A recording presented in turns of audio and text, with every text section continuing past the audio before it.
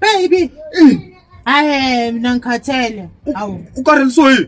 Hayi wengazama ukuthi usebenzise umdolofia. Hayi phela manje ukuthi silele ngathi senzile manje. Hayibo. Ufuna mina ngisebenzisa umdolofia? Awuzama umdolofia. Yo. Mzame, hayi. Wazi umntwana umdolofia mubi kanjani wena? Ha, uyakwazi lo? Umntwana owenziwe ngomdolofia mubi. Ngaphonuka namakhwapha, akwazi lento. hey, mina nginandaba nokuthi mubi. Nendaba nokuthi yasebenza nayo. Anifuni ukuzala abantwana babi mina. Anifuni ukuzala abantwana babi. Mina ngifuna ukusebenza phela. Akwena uzobona abantwana laba bazalwa ngomdolofia.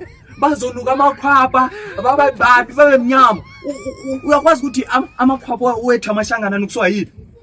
Dala sebenzisa umdolofia ubaba bethu basebenzisa umdolofia. That's why namanje sinuka amakhwapha thina amashangana sibabi. Nabo ungasikudala amaZulu. Bazoba babi. Ngiyakutshela ngoba sebaqalile ukusebenzisa umdolofia.